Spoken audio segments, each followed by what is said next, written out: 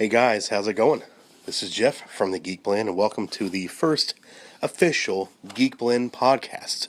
I might change the name of it to something else or something different, like the GeekBlend Presents, and do like the news, different podcasts, and different podcasts for reviews and stuff.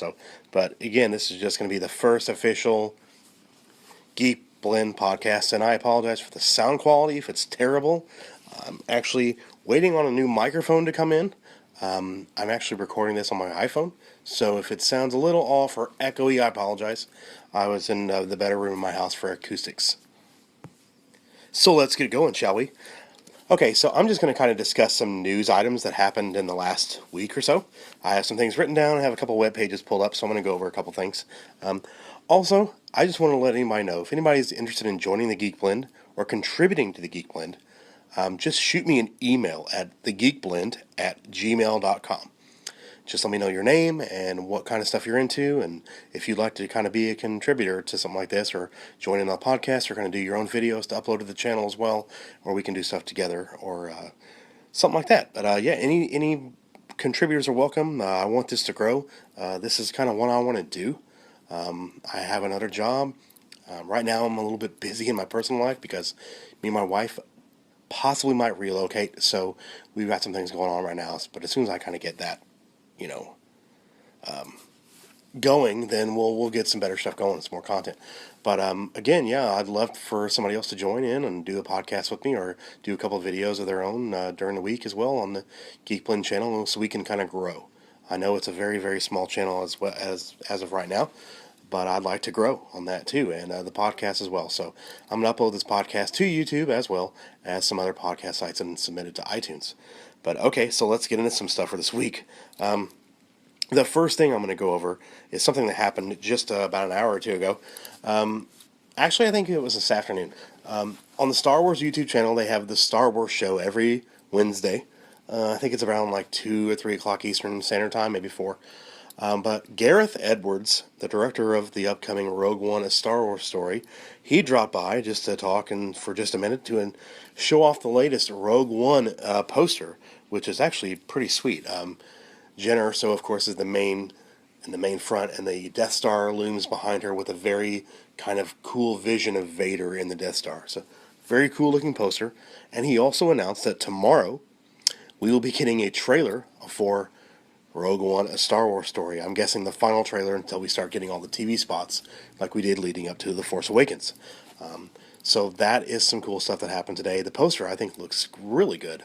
The last poster they did was pretty, I don't know if they actually had kind of a teaser poster, I guess you could say, but this is the actual official poster. It's definitely different than what we would get with the saga films, like the episodic films. I like it. It's different. That's what we need to do with these spin-off Star Wars story films. We need something different. So I do like it, and I'm excited for the trailer tomorrow. So something else that happened today, on the Justice League official Twitter, they tweeted out the very first picture of Amber Heard as Mera, the Queen of Atlantis, Aquaman's wife. And I tell you what, she looks great in this suit. And I know there's a lot of haters out there hating on it and comparing it to what Elizabeth Banks is going to look like as Rita Repulsa in Power Rangers, but come on, you can't compare that. This looks like it's been ripped off the pages of the comic with a few liberties here and there taken, but I mean, it looks really, really true to the source material, and that's what Zack Snyder and his team has done with the DCEU. Has been really true to the source material. I know a lot of people complain about some of the outfits in Suicide Squad, but a lot of them are very close to the comic portrayal and the current comic portrayals, and a little bit of a mixture of stuff. But yeah, it's a great picture. It's got that kind of dark hue or tint that the DCEU kind of has right now. I think that's going to lighten up a little bit more as Justice League kind of goes through, as we get to the end, because it's going to be kind of more about like hope and inspiration, and Batman's newfound like hope and inspiration in humanity, and because of the death of Superman, trying to not fail him in life as he did in his death. So I think it's going to be a very hopeful film. It's going to be a little bit more fun than we've got from the DCEU, which is fine. What they did with Batman v Superman was fine. They kind of went down that darker path, and they've always said they were going to do that so they could get to the sun, get out into the bright hope area of the DC comics, because People kind of presume sometimes that DC Comics are just dark and gritty. They're not. They're very hopeful. Like Jeff Johns said in a recent interview, Batman wouldn't be doing what he's doing if he didn't think he'd make tomorrow a better tomorrow. He would stop. So yeah, a lot of hopeful stuff coming, I believe, for the DCU. But again, Amber Heard as Mara looks fantastic, and just really, really excited about the Justice League film, and can't believe we have to wait over a year for it. Come on, let's get this year over with so we can get to Justice League. Next up, we're going to talk about Justice League. They actually dropped, Zack Snyder dropped a few days ago, the kind of like a behind-the-scenes reel from Justice League on his Twitter account, which was really cool. And the thing I took away from it the most was that they were having a really good time. They were having fun, and they seemed to get along really well, and just, it looked like a really fun set, and they were having a good time, and it wasn't like super serious and stuff. So, but yeah, it looks like they're having a great time, and it looks like it's going to be really, they're going to gel well together. And there's a lot of fun moments on there, a lot of cool stuff. Actually, a very quick glimpse of Henry Cavill as Superman in his traditional red suit, or red and blue and suit. I believe that we will get the black suit, but I don't think they're going to give it away in the behind-the-scenes footage. There's some people pausing it, and saying that there's a spot where it looks like it's Henry Cavill in the suit, but if you look closely, it has the utility belt on it, so it is Batman. But it looked really fun, and it makes me more and more excited every day for this movie. Really excited to see what Ezra Miller does as the Flash and what Jason Momoa brings as Aquaman. It's just going to be a very exciting film, and I think it's going to be very hopeful, like I was just saying a minute ago. It's going to be a different kind of tone for the DCEU. And Wonder Woman's coming, and I hope that kind of shifts that too. This will be maybe kind of like sort of the first movie under the Jeff Johns barricade, since he's kind of taken over the DCEU. I know a lot of it was kind of already started. As he took over, he kind of had a little bit of a part into it. I think he actually went over the script and did a pass on it and made sure it was right and the story was right. But so I think Wonder Woman's really going to put us on the right track here. And a lot of people, of course, think that we're off track. And when I say that, it's because I mean critically we're off track. We need to bring everybody on board, not just the fans, because there's been a lot of hate for the DCEU and Batman v Superman and Suicide Squad, and look at the money that Suicide Squad has made, even without the China market. It's like $730 million with worldwide without China. I mean, so that's pretty nice. I think with China they probably would have hit $800 to $900 million, no problem. But they're very quickly approaching Batman v Superman numbers. It didn't even crack $900 million worldwide, which is unfortunate because that was such a good movie. But they didn't release the correct cut in the theaters. They did release it on home video later, so suffered because of that. And now Suicide Squad's doing the same thing, and that's what I'm going to get into next. Suicide Squad is doing that. They're going to do their extended version just like BVS did, which nobody's surprised.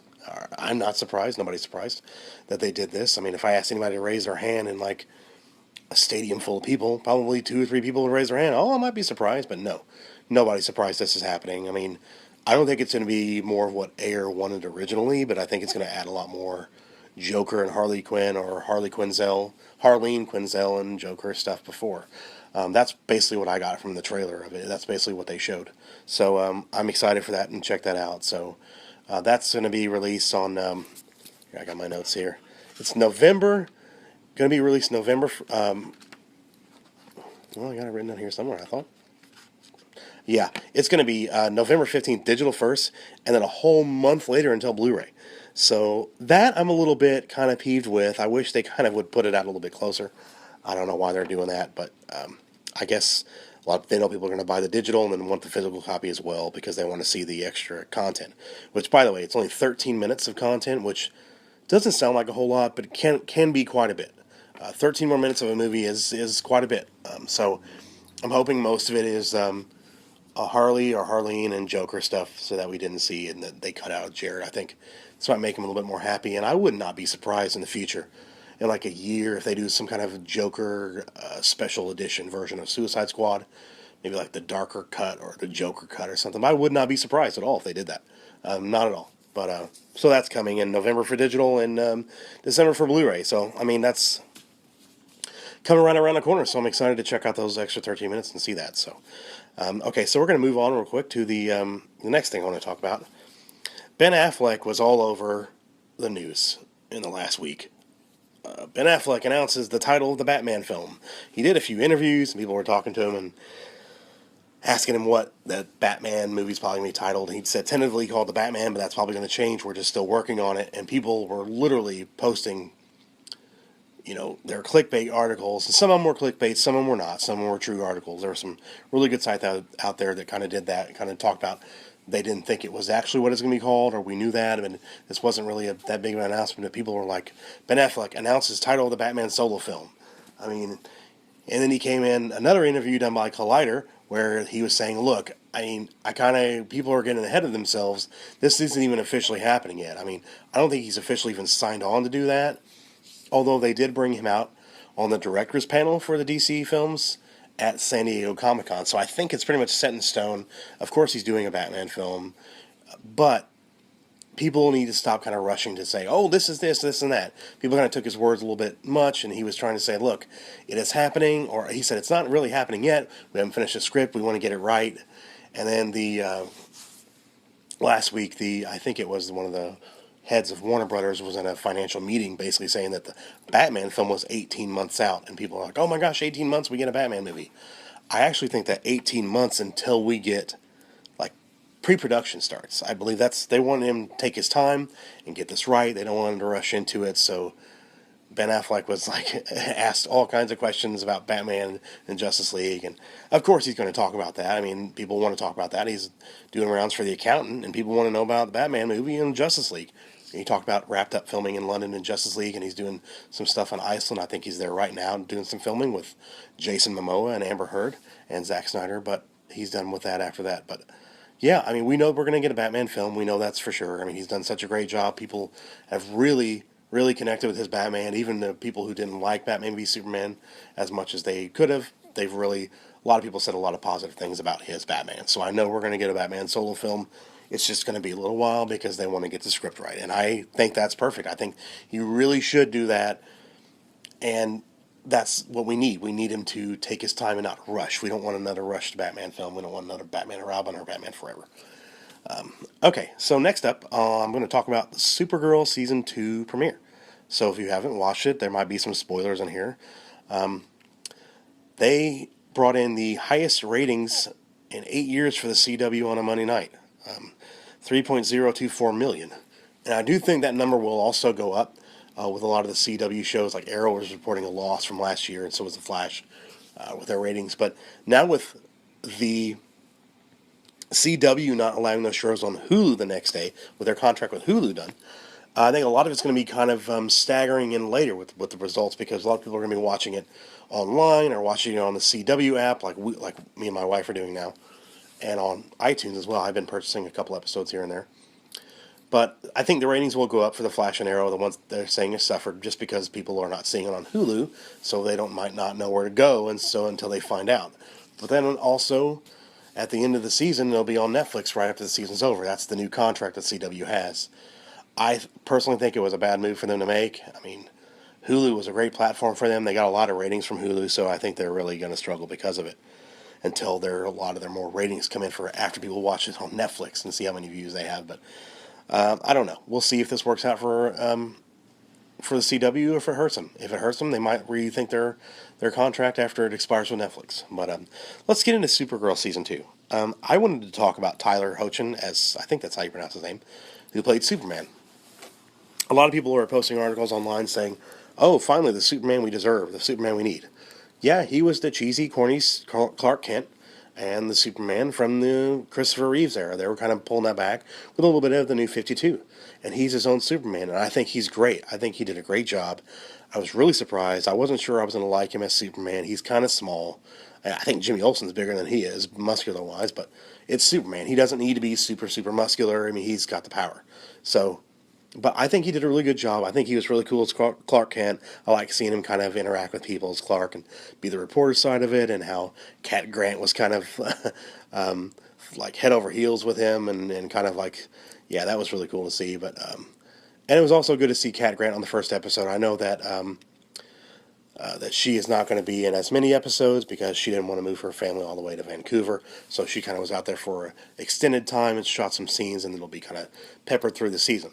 And now with Kara as a reporter, she won't need to be the main focus of the show in Kara's life, because Kara's going to be in a different area of Catco. So that's going to work out and work out for that will. But that will be a bummer. I think her scenes with Cat Grant really is what helped season one. The chemistry those two had, and with the other characters, I think it's going to help to have her in here and there and not all the way gone. So I'm glad they kept her around. So that was really good to see that.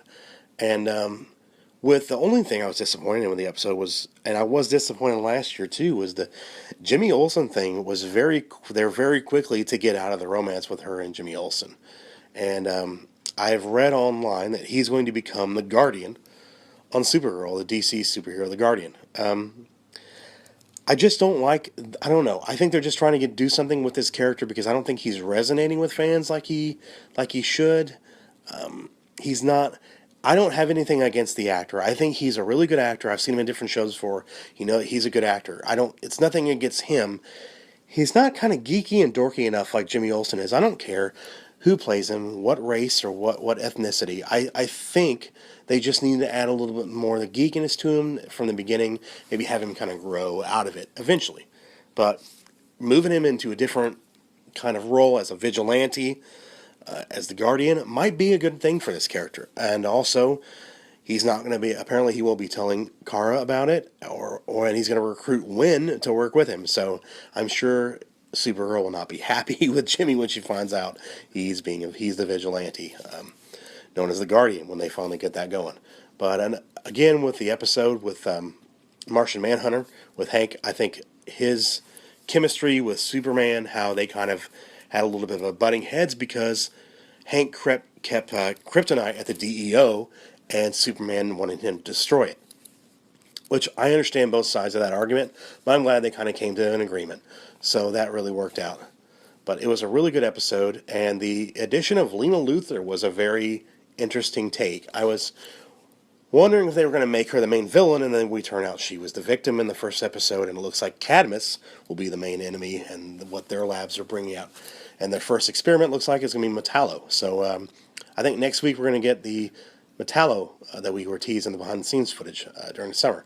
So that's going to be really interesting to see that. And I have not watched the trailer for next week, but I looked like from a screenshot there's an Infinite Crisis kind of moment from the trailer. So that's going to be cool to check that out.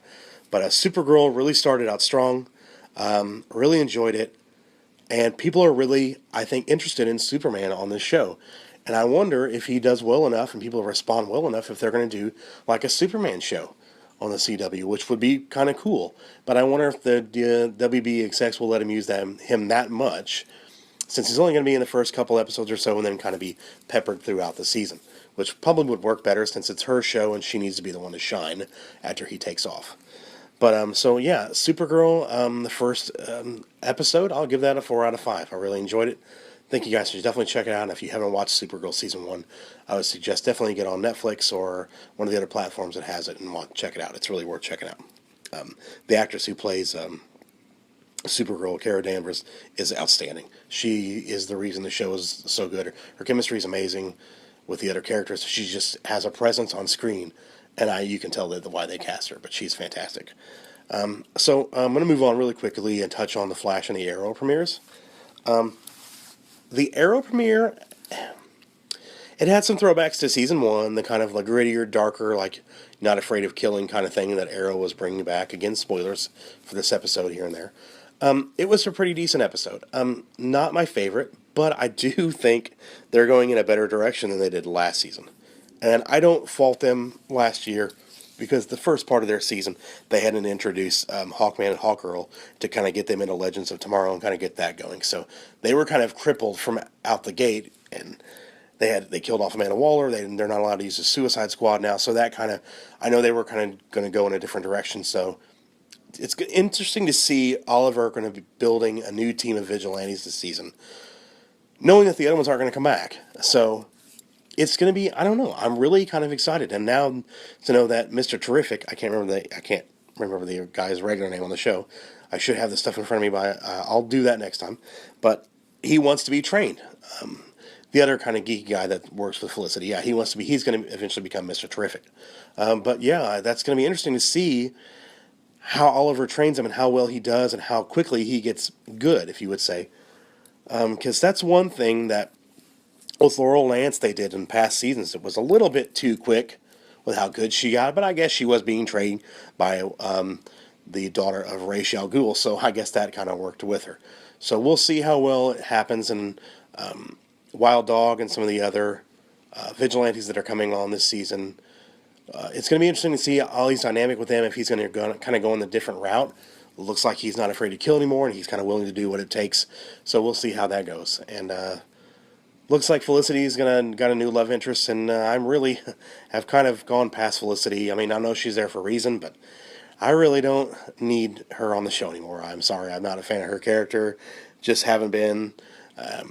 She was kind of cool, funny in season 1 because he was lying to her and she knew it, and then she kind of came in the fold, and it's just kind of, I don't know. I just am not a fan of her on the show.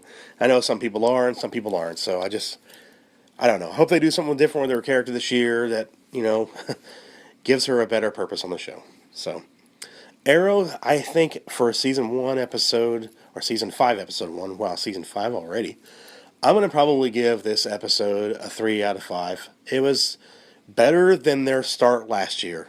So I'm hoping they go in a better direction. So that's Arrow. Now let's move on to The Flash. Season 3, episode 1, titled Flashpoint. Spoilers for this episode as well. The one thing that I did watch episode 2.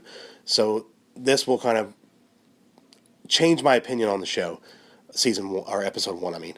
Because I was very worried that they were going to pull a Smallville and do at the very beginning of the season, the cliffhanger at the end of Smallville seasons would be wrapped up in a neat little bow at the beginning of the season of the first episode.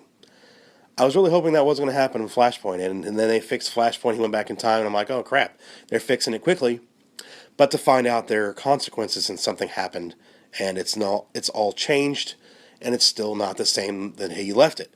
So that's going to be interesting to see how that works out. I guess I'm going to throw together episode 1 and episode 2 review. I really did enjoy the first episode of The Flash. I like the second episode much better.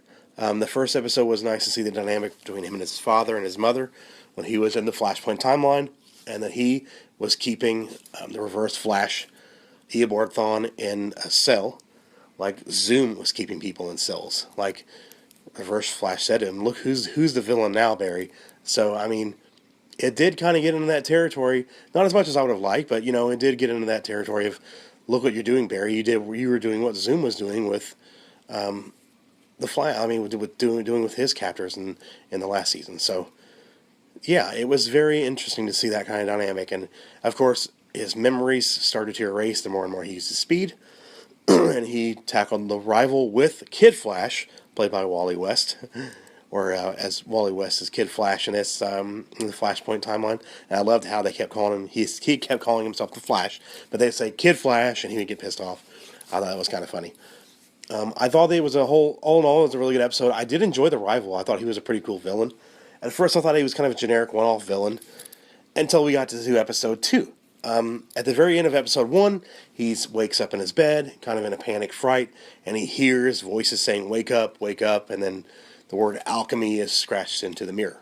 So we presume that's Dr. Alchemy coming up. So episode 2, which I did just watch tonight, I thought was fantastic. Very emotional, a very heartfelt episode.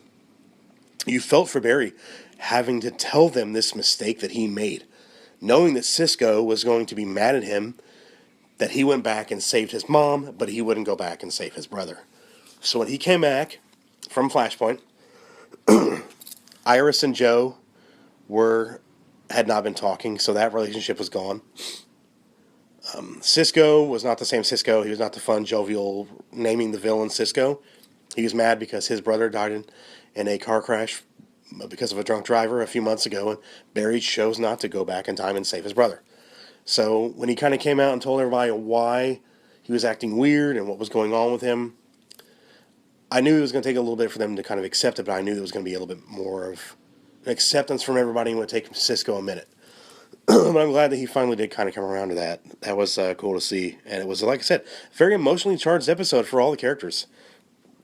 It's good to see that they're finally going to do the Barry and Iris romance. They actually kissed, and it's still going to be a kiss the next episode. It won't be go back in time and erase it, or the same thing.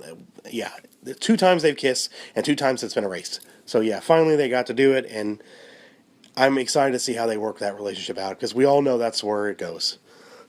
Because of the comics and the marriage between the two, and even Reverse Flash in season 1 was like that. They're destined to be together. But all in all, it's a very good episode, and Tom Felton, who joined the cast, who played in Harry Potter, who played Draco Malfoy, was a really good addition to the cast. I like that him and Barry are going to have a very negative vibe towards each other. So kind of like his rival in the CSI area and his office. But now they have to share an office. They have to get along, even though they both really do hate each other. But it was interesting to see that, and I wonder if he's actually going to be Dr. Alchemy. That brings me to Dr. Alchemy. So he brought the rival, that timeline version of the rival, into this timeline. And Barry asked him, "What do you want?" When he came out and presented himself as the villain, he said, "I'm preparing this world." So what is he preparing this world for? It's going to be a very interesting season, and I'm really looking forward to it. I thought this episode of The Flash was one of my favorites in the last probably 6 or 7 episodes, even from now until last year. Very emotionally charged episode, like I said. It was very, just really connected with me emotionally really well, and I really enjoyed it. So I'm gonna give The Flash probably a 4.6 out of 5. That was really good, almost a 5 out of 5, but it was really close. But really good episode of The Flash. I recommend people who are still on the fence about The Flash or Arrow, definitely give it a chance. Arrow's had its ups and downs. The Flash has been more steady, but definitely give him a chance. And the Legends of Tomorrow premiere is this week. Looking forward to that, checking that out, and seeing the new Justice Society of America and that kind of take on Legends, and it's going to be really cool and exciting. So it looks like, also in the beginning of this episode of Flash, he went to Star City to talk to Felicity. So it looks like there's going to be changes in the Arrowverse because of what he did in Flashpoint. And I wonder if Laurel Lance being alive is one of them.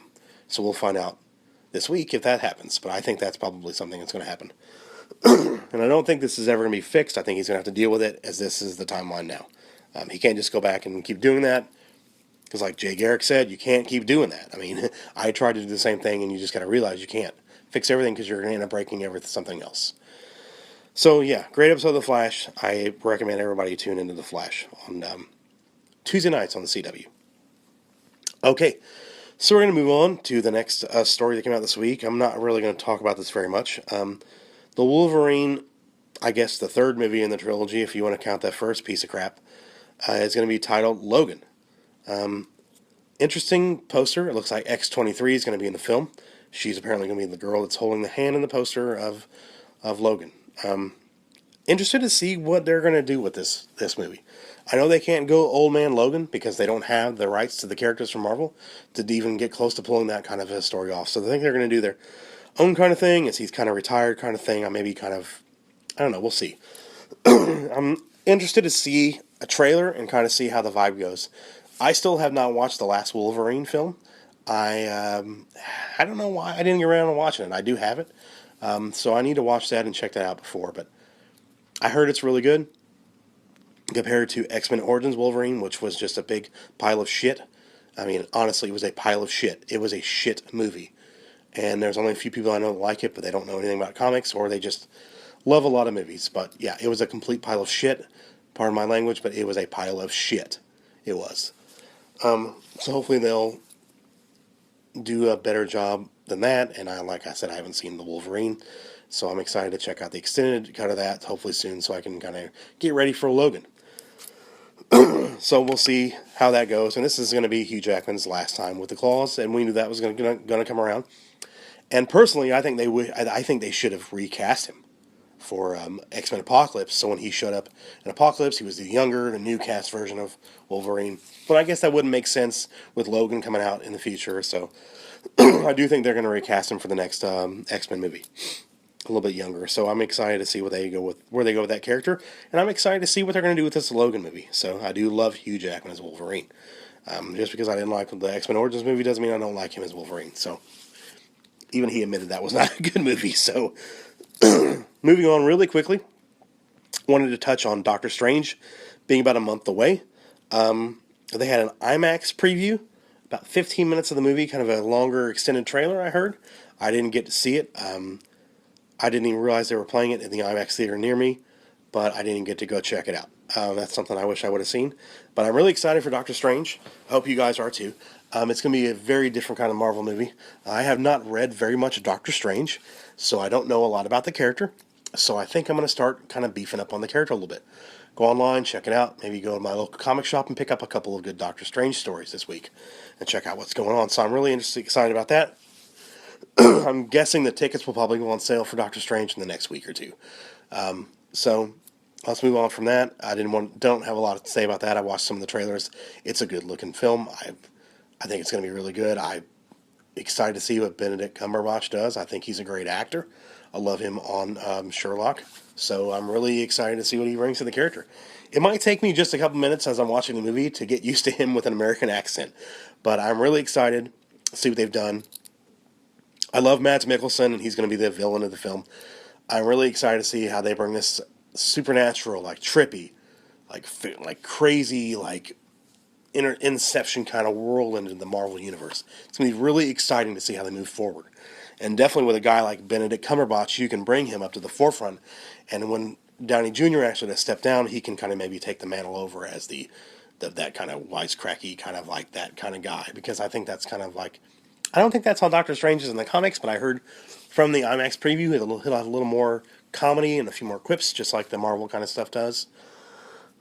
So I'm excited to kind of see where that goes. And I know he's going to be pushed into the Avengers, and he'll be kind of, after this phase is over, after Infinity War, he'll be one of probably the main Avengers, and that's going to be something to see with him and Captain Marvel and Spider-Man. It's going to be an interesting time for Marvel moving forward, how they're going to move forward from some of their actors if they lose some of the actors they have now. So I do hope they secure Downey Jr. for another good 3 to 4 films. I don't think there's anybody else that can play Iron Man, unless they kind of do the route that they're doing in the comics now, bringing a younger teenage girl kind of character that he mentors and gets into the suit. So that'd be kind of cool to see them do something like that. So I'm excited to see where the Marvel Universe goes from here on now. So looking forward to Doctor Strange, and that comes out on November 4th. Looking forward to seeing that in IMAX, and I will be getting my tickets as soon as I can.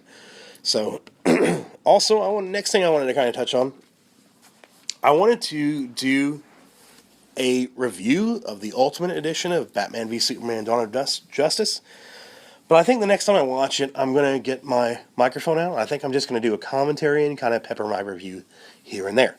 So when I do that, I will put that up on the channel and also on my podcast channel. So I'm excited to kind of do that. So also, I got some other stuff coming. Star Wars reviews are going to be coming before the Rogue One comes out. I'm going to try to get one out every week towards the end of October before Rogue One, a Star Wars story, premieres in theaters. So that's what I'm hoping to do with that. Life has been interfering lately with my YouTube and my podcasting kind of thing, as I kind of touched on at the beginning here, but I am going to get back to what I want to do. This is what I want to do. Like I said, I want to do reviews. I want to talk about movies, and I want to really this is what I want to do. So, but yeah, life's interfering with stuff, but it's something that we are dealing with, and possible relocation. So that's a big thing to deal with. So when that gets settled and we get to where we're supposed to be, then stuff will be a lot better, and I'll get more focused. But I wanted to thank you guys for watching and listening, and really kind of motivating me on this channel. Have a lot of followers on Facebook now. It's growing and growing, and YouTube's slowly growing as too. And quite a few of my friends have been reaching out to me saying what they like, what I've been doing, and other YouTubers I know reaching out to me and giving me some advice. And it's been really appreciative that you guys have been doing that. So I want to say thank you for listening and watching my channel and checking it out. So keep watching and keep listening, and there'll be more stuff coming your way, and I hope stuff that you really like. And if you ever have any suggestions for me or anything you'd like me to do, just post it in the comments section on YouTube or the Facebook page. I'd be more than appreciative of that. So thanks again, guys. So quickly, I wanted to touch on a couple things coming back. The Walking Dead's coming back really soon. So we all want to know, who did Negan kill? I personally think it's Glenn. I know that's in the comics, that's how it's happened. But either they're going to do Glenn or they're going to switch it to Maggie. But I don't know if they would do that since she's pregnant. I don't know. But I do think that it's going to be either Glenn or Maggie, I believe. I don't think it's going to be anybody else. I think they kind of want to stick to the same kind of person in the comic, or the connection to that person from the comic. And I actually am reading The Walking Dead. I'm on volume 6 right now. A long way to go, I know, but I'm getting through them, and it's been fantastic. Really good comic. I really highly recommend people go out and check it out. Just go to your local comic shop, get on Amazon, get on Comixology, or get on your on the app. On, I believe it's on the Image app, on the App Store or Google Play Store. But yeah, check out The Walking Dead comics. It's great stuff. It's a really good comic, and I absolutely love it. So I'm definitely seeing the TV influence. There's a lot of stuff that's the same, a lot of stuff that's different. The characters are fantastic. I can see why they wanted to do a show immediately on it. It's just great. So I'm really excited to see the Negan reveal. That's coming up very soon here in October. Really excited to check that out. I need to get caught up on Fear the Walking Dead. I've only watched the first season on that, so really need to get caught up on that. But I'm really excited to see what happens with Negan this season on The Walking Dead. Jeffrey Dean Morgan's going to kill it. He really did a really good job towards the end of the season in that last episode, bringing everybody waited a whole season for Negan. They told us he was coming. And then when he stepped off that motorhome, it was just like, there's this freaking Negan. That's what we want.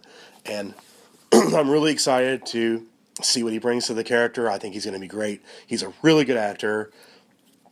He did really good stuff on Grey's Anatomy, even though I wasn't a huge fan of that show. And he was really, really good on Supernatural as Sam and Deed's father, John Winchester. But I'm really excited to see what he brings to this character. I'm really excited for Walking Dead. I'm really excited to get back into that. It's October, Halloween. Let's get some horror stuff going on. So yeah, I'm excited. Real quickly, I want to touch on something else here too. Sony's Tom Rothman revealed that Spider-Man spin-offs are still in the works. He, quote, said, "We're working on lots of stuff, and there's a concerted effort, and there is real news coming soon." So I really hope they kind of do a symbiote kind of spinoff, where we get like a Venom, kind of a Carnage thing. That would be where I really, really want it to go. We really need a correct version of Venom. I mean, I know we got Venom in Spider-Man 3, but that wasn't Venom. That was, I don't know what that was, but that wasn't Venom. We need a really good interpretation of that. And if they could bring Carnage into it, they really have a chance, if they do this right, to do a whole, like, Spider-Verse. I mean, I'd really think that would be cool to bring in all the different Spider characters, like Miles Morales and all the other different, like for Spider-Man 2099, and a lot of the different Spider-Man characters. I think that would be really cool, like Spider-Gwen and some of the other really popular characters in the Spider-Man universe. I'm interested to see when they announce this news that's coming soon what they're going to be talking about. But I know a lot of people want Venom done right, so they're really probably hoping for some symbiote kind of news like that with Carnage or Venom, or maybe kind of a story revolving around both of them. It would be interesting to see how they would do that. But yeah, with Spider-Man kind of coming in and out of the movies, and I think Tom Holland probably has a giant contract signed if they've got a lot of plans for spin-off movies and they want him to pop in and out, you know. So I wonder if they're still going to do the Sinister Six movie they had announced after Amazing Spider-Man 2, and then that kind of fizzled out, and Marvel got the rights to Spider-Man for their movies, and well, they sharing the rights with Sony, and so then they recast Spider-Man. So I wonder if they're going to still kind of try to do the Sinister Six. That would be really cool to see. I really would like them to do that. It's a really good idea. Now that Suicide Squad made a lot of money, I know they can say, hey, look, we can do a villain movie really well if we do it right. So that's something that I'm excited and looking forward to from Sony. And now with Marvel kind of behind some of the creative properties, with them writing and kind of giving like Kevin Feige in there as well, I think they could really do some great stuff. So I'm really excited to see what Sony's going to announce with the Spider-Man stuff coming up. So that's exciting as well. So moving on real quick, a couple different things. In the Disney live-action front, Guy Ritchie was announced to direct a live-action Aladdin, and Jon Favreau, who just did The Jungle Book, is going to direct a Lion King live-action adaptation, which I am so excited for. That's going to be great. I'm really hoping to see if they can get some of the original cast back, like Jeremy Irons to play Scar, and then Mufasa, James Earl Jones. I'm excited to see if they can get some of those characters back, do some of those voices. It's going to be interesting to see. But if you've seen The Jungle Book, you know what Jon Favreau can do with that. He did an amazing job with that. It just one of my favorite movies of the year. I hope it wins some awards because it was just incredible. I really enjoyed it. Saw it in IMAX 3D. It just was a fantastic movie. I mean, King Louis, Christopher Walken, that was just amazing. I love that. That was one of my favorite parts of the movie. He was great. And Bill Murray as Baloo was like perfect casting. But yeah, I'm really excited to see where they go with this. It's going to be really interesting. And Guy Ritchie is a great director, too. I love his style and substance that he brings to films. He's done some really great stuff. Snatch is still one of my favorite kind of like crime thriller kind of films. So I'm really excited to see what he does with a live action version of Aladdin. So it's going to be really cool to see that. I'm really looking forward to these films. There's a lot of great movies coming out still. Doctor Strange coming out. Then we got Star Wars, Rogue One, a Star Wars story coming out this year. A lot of other stuff coming out. So I'm really excited for that. Fantastic Beasts and Where to Find Them is still coming this year. So we still got a pretty good year for movies coming out. And The Accountant coming up with Ben Affleck is another one I want to check out. So also, it's October. It's Halloween. What are your favorite scary movies? Do you have a favorite scary movie, or is it hard to pick your favorite scary movie? If I had to pick my favorite horror movie right now, it would be the original Halloween by John Carpenter. That's in my top 10 movies of all time, period, not just horror. So that and the original Friday the 13th, the original Exorcist. There's a lot of great horror films out there I like to watch. On Halloween, I have a tradition, probably for the last 15 years, why I have to watch the original Halloween and now Halloween 2 before the clock strikes on October 31st. So I try to watch it a day or two before so I have time to do it. But I love to do that Halloween night or the day before. Just watch those two in a row because they're kind of together, kind of the way the story goes. But just great to do that. And not much horror coming out in the theater this year. I think we have Ouija, the prequel to that, which, by the way, that was awful. Not a huge fan of that. A lot of stuff, though, you can go to Netflix on. There's some great horror selection there. Of course, your local, like Best Buy or Walmart or even Amazon.com has some great horror. I'm sure they're going to have some great deals. And even iTunes is having some great horror deals right now. And Vudu has like horror packages right now they're doing for October. But yeah, that's the one thing I love to do in October is watch horror, like scary movies. I know my wife probably gets tired of it. She's not that big of a horror fan. In fact, last time we were down to visit my family down south, I took her to see Lights Out, and that was a mistake. She had nightmares for a couple nights, but that was a really good movie. I really enjoyed that, so I recommend that. It's really good story that they pulled off that original short film that I saw on YouTube a while back. But I was very interested to see, but the characters were great, the acting was great, the storyline was really well done, and I think it was a really good film. So I recommend checking out Lights Out. I think it just came out on digital, and it's coming out on Blu-ray, I believe this week or next week, so you might want to check that out. But I think I'm going to about wrap it up for this week. I might do a video this week or a podcast this week kind of discussing a few other horror films I like to watch. I kind of just named a few there, and there's quite a few more. Like, I like the original Child's Play a lot. I love the Friday the 13th series, period. Just love them. I've got the box set of that, Blu-ray, and the Halloween box set. I just love those movies, and I'm excited to see what they're going to do now with Halloween moving forward and Friday the 13th moving forward. It's really going to be a really cool time. I'm one of the ones who really enjoyed the Friday the 13th reboot in 2009 that had Jared Padalecki and Amanda Rigetti. I believe that's how you pronounce her name, but yeah, I really enjoyed that. I really liked it a lot. I liked that Jason didn't walk, he ran. He was scary. He was like, he's coming for you. There's nowhere to run. But I really enjoyed that, and I hope they bring Derek Mears back as Jason because I think he did a fantastic job. I think he was perfect for the role. He was like Kane Hodder. He stepped into that role, and he owned it. He owned that role. I hope they bring him back. I know it's ever going to be hard to top Kane Hodder, what he did with that, but yeah, I really hope they give Derek Mears another shot. I think he did a really good job as Jason. So that's it for this edition of the Geek Blend podcast. Probably going to be named something different, like the Geek Blend presents something or something. Well, we'll figure that out. But thanks for listening, guys. I hope you enjoyed it. And if you have any thoughts, questions, or comments, leave them in the YouTube section or go to my Facebook, facebook.com/TheGeekBlend, or you can go to youtube.com/TheGeekBlend and check out my videos on there.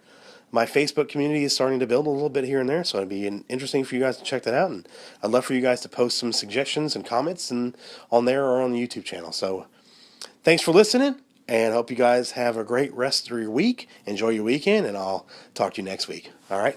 Bye-bye.